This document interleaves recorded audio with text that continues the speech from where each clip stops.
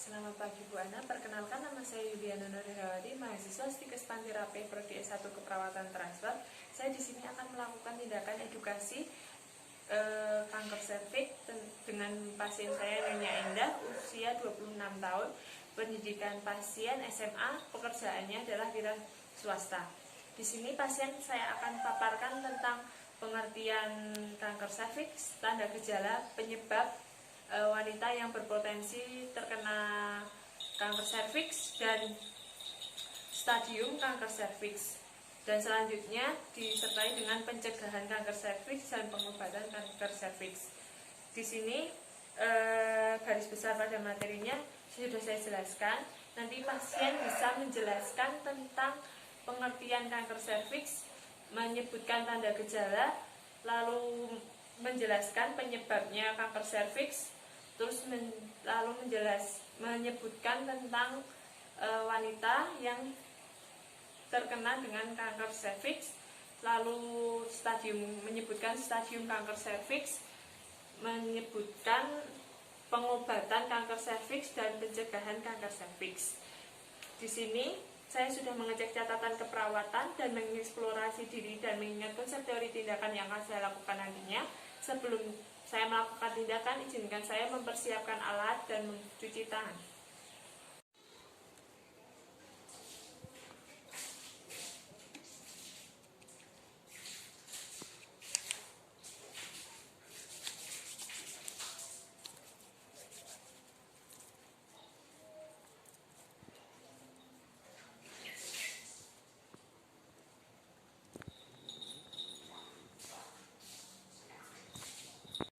Ini saya menutup gorden, menyalakan penerangan.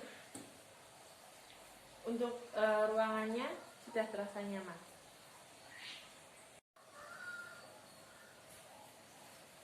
Selamat pagi Mbak. Dengan Mbak siapa ini? Endah. Usianya berapa Mbak? 26 tahun. Baik, sudah benar ya Mbak dengan catatan keperawatan yang saya miliki. Mbak, saya di sini perawat Hera yang berjaga dari pukul 7 sampai pukul 2 siang nanti. Mbak, di sini saya akan memberikan edukasi tentang kanker serviks. Sebelum saya melakukan tindakan, saya membutuhkan waktu 10 sampai 15 menit. Sebelum saya melakukan tindakan, apakah ada yang mau ditanyakan, Mbak? Tidak. Tapi kalau tidak ada yang mau ditanyakan, saya mulai ya, Mbak. Ya. Ini untuk media leafletnya yang akan dibaca-baca ya, Mbak.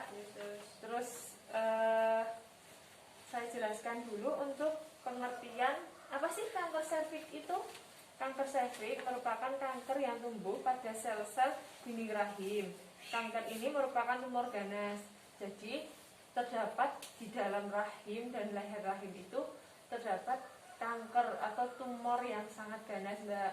Terus untuk tanda gejalanya sendiri, pendarahan dari lubang kemaluan setelah melakukan hubungan seks atau di antara dua periode menstruasi. Ketika melakukan hubungan seks itu mengeluarkan pendarahan yang tidak wajar seperti itu, Mbak.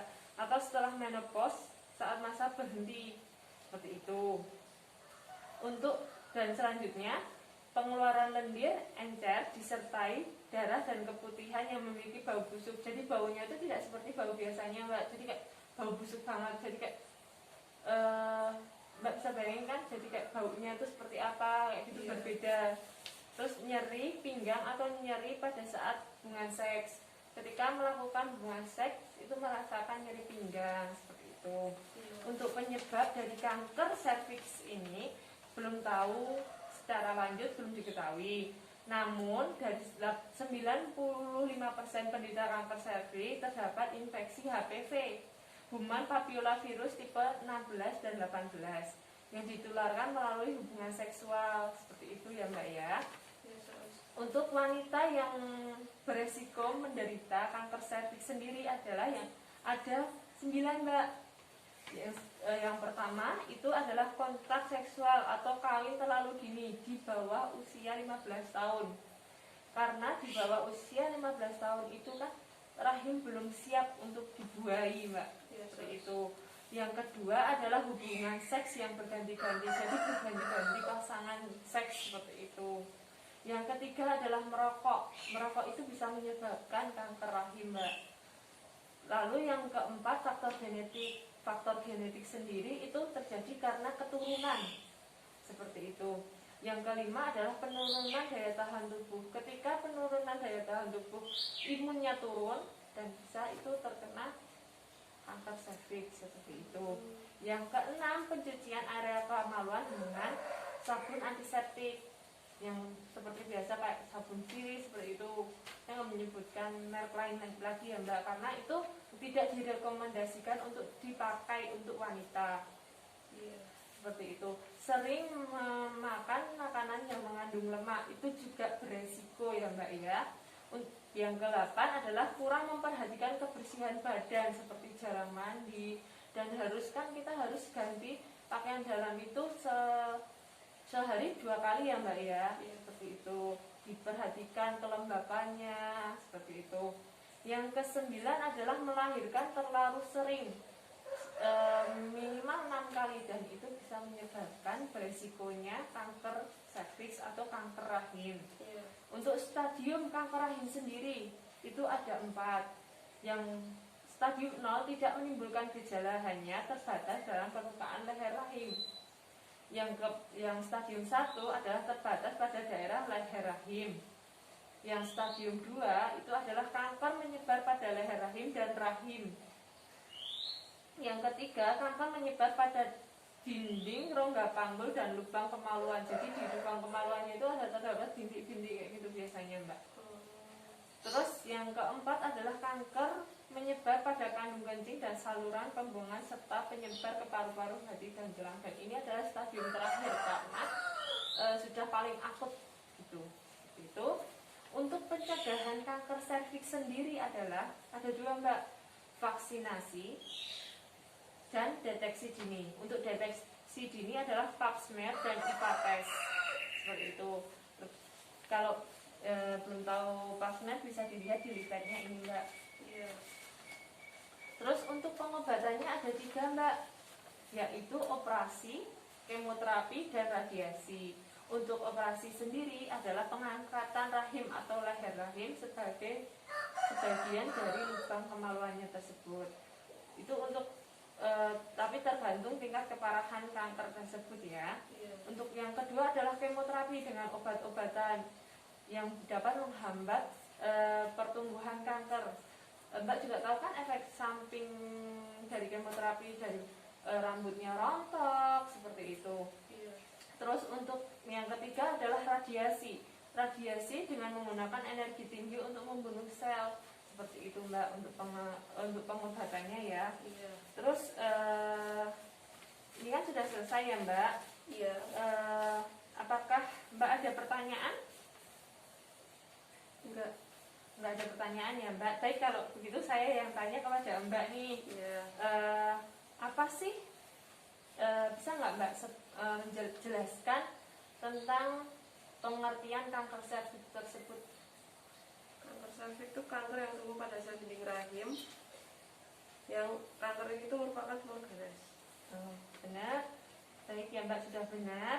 Untuk tanda gejalanya seperti apa sih Mbak? Pendarahan dari lubang kemaluan setelah berhubungan seks, atau di antara 2 periode menstruasi, atau setelah masa menopause. Pengeluaran lendir encer disertai darah dan keputihan yang memiliki bau yang busuk, nyeri punggung atau nyeri pada saat berhubungan seks. Sudah benar ya Mbak. Untuk penyebab, bisa nggak Mbak jelaskan penyebab dari kanker serviks sendiri? Penyebabnya tuh langsung dari kanker leher rahim diketahui. Pada lebih dari 95% penderita kanker serviks tersebut itu terdapat infeksi HPV yang ditularkan melalui hubungan seksual. Baik, sudah benar ya Mbak. Bisa sebutkan perempuan yang beresiko menderita kanker rahim 2 saja Mbak. Yang melahirkan terlalu sering lebih dari 6 kali, dan faktor genetik. Baik, untuk sebutkan Mbak stadium kanker rahim 2 saja. 0 tidak menimbulkan gejala, hanya terbatas pada permukaan leher rahim. Ya. 1 terbatas pada leher rahim. Ya. Terus untuk pencegahan kanker serviks itu apa aja sih Mbak? Pertama vaksinasi, kedua deteksi dini yang meliputi PAPSMER dan IVATES. Ya. Terus untuk pengobatannya ada berapa sih Mbak tadi? 3 3 itu apa saja? operasi, kemoterapi, dan radiasi. Ya, sudah benar ya Mbak. Jadi di sini saya simpulkan kanker serviks merupakan kanker yang tumbuh sel-sel di dinding rahim yang merupakan tumor ganas. Untuk tanda gejalanya adalah pendarahan dari lubang kemaluan setelah berhubungan seks di antara 2 periode menstruasi atau setelah masa menopause. Terus untuk penyebab kanker serviks ini belum diketahui secara pasti, namun 95% penderita ini disebabkan karena infeksi virus HPV itu. Terus untuk perempuan yang beresiko menderita kanker rahim itu seperti menikah terlalu dini, berhubungan seks bergonta-ganti pasangan, merokok, faktor genetik, penurunan daya tahan tubuh, sering menggunakan larutan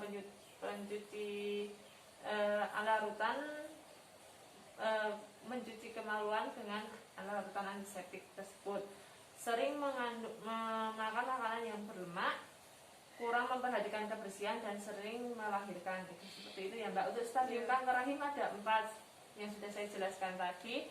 Untuk pencegahan kanker serviks sendiri, vaksinasi dan deteksi dini yang meliputi PAPSMER dan IVATES.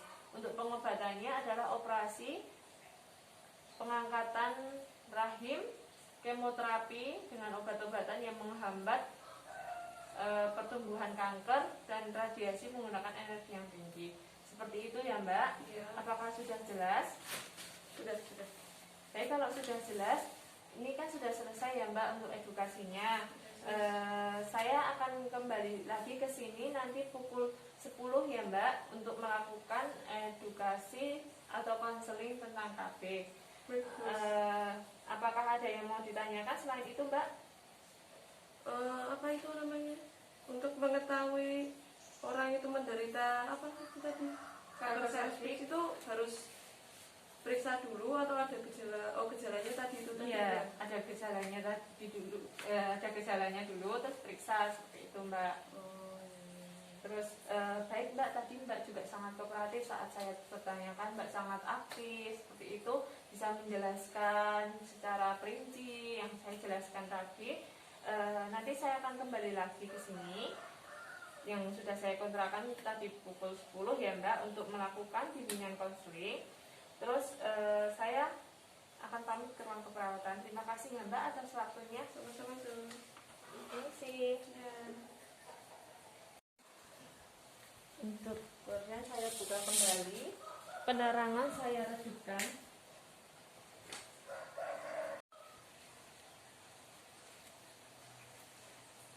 Baik Bu Ana, saya sudah selesai melakukan edukasi tentang kanker serviks pada pasien saya. Di sini saya izinkan saya untuk membereskan alat dan melakukan cuci tangan dan dokumentasi.